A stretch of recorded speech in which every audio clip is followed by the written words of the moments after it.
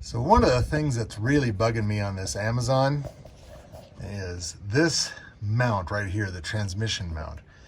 Right there, that little rubber donut. And you can see it's not particularly dry. There's some oil leaking here, and that's probably the rear seal on the transmission. But we're not going to change that today. We're just going to change out this mount. And I've got the car up here on ramps, jack stands, and a jack. I think that's safe. We're relatively level here. And I'm just going to crawl underneath here. And I'm going to put another jack underneath the transmission to kind of hold it up. That jack's sitting right over there in that blanket, so it doesn't rattle in the back of my Ford. And then we're going to remove that nut right there, and then these two nuts here, and likewise over there. We're going to take all this off, keep that transmission up on the other jack, and then just replace that mount. It's pretty easy. It doesn't take very long. And of course, I just got back from driving the car, so it's nice and hot, so that's good. And we'll get after this. I'm going to put on some black rubber gloves and get a jack underneath there, and we'll start. So these two are 9/16, and this one's 11/16. And we've got the jack underneath. Couldn't get underneath the transmission. It's not tall enough. Got underneath the bell housing. It's a 2-ton jack that should hold it up. The main reason I'm doing this is this thing squeaks incessantly anytime I go over a bump. Can't stand it. Drives me nuts. And the reason we're not changing the rear seal and transmission is I'm lazy. I don't want to do it today. So we'll do this now, and then we'll do the rest later. But all this should come out without any problem. The brake line and the fuel line are just right off the side of that. This side, you may have to get a a wrench underneath. Not a big deal. And then to put this back up, since the new bushing, what is that, mount, will be a lot stiffer and tougher, we'll put this in and we'll put one screw in over here. We'll put this screw in right here, nut, bolt. Put that bolt in right there, and then we'll pry this over to get that other one in. We'll use a pick or a screwdriver or something to do that. But I'll bring it back when I get this off. All right, and there we are. It's off. Does removing the speedometer cable make this easier? Yes, it does. Did I take it out? Nope. It just takes a little bit longer. But there's just two bolts, again, 9/16. Oops, let me cover up the camera for you here. That come out of here, and this is, up there, like this way, with the mount on the bottom.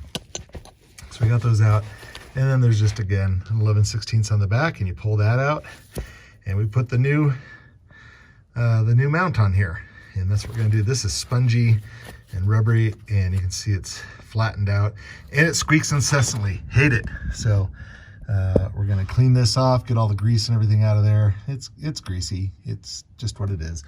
And we'll put the new one on. I'll show you that when we get back to that. This is not a long job. It just takes a little bit of prep. Our jack is holding up the engine and everything there, and we're in good shape. All right, I'll bring it right back. So here we have our new transmission mount. You can see next to our old one, it's bent. The old one's puffed up. You can see how puffy this is from all the oil and everything, and how nice this one is. And there's no front or back. It just goes in there and goes back on our mount here, which we've cleaned all the grease off. Even comes with new nuts, so we'll use those. Old one had a lock washer. The new one has lock nuts, nylon insert. So we'll use that. I'll get this back on the mount here, and then we'll start putting it back together. I'll tell you this as well. Volvo went from standard to metric on this. The nut is now 19 mil instead of the 11/16 we used before, and the hole is just slightly smaller. So we're just gonna file this out a little bit. It didn't take much, just a 1/16 of an inch or so, and that stub made it through there, and then we can get the nut on. And I've already got it installed underneath the car. I'll go underneath there and show you that in just a minute. And we'll put the cross member back on there, and we'll be done. Okay, so we got our cross member up here. We've got this nut on loosely. I just filed off, like I said, a 1/16 of an inch or so. Stud fit right through there. What we're gonna do is we're gonna put that bolt in to get started. We're gonna use it as a fulcrum to get those in over there, because we got to get a screwdriver and get those holes lined up, because they just won't. This is thick, and I've got to lift everything up a little bit. It'll all get in there. It just takes a little while, and I don't really have place to put a tripod underneath here, and you don't want to hear me grunting anyway for half an hour, but you know, you can see we got to lift everything quite a bit to get that all up there. And so we'll lift the engine and transmission and everything and get it all up there, and I'll bring it back and show you how it does.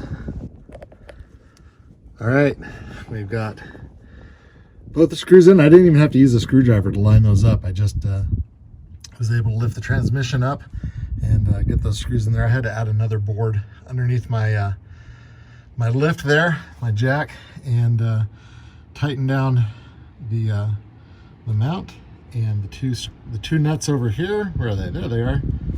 Sorry, I'm shaking. Those two nuts there, and now we're rock solid on there. I think I still have a squeak up front, so I might have to do the motor mounts too, which are about just as easy. So maybe I'll pull this off the jack and we'll see. But for right now, that's it.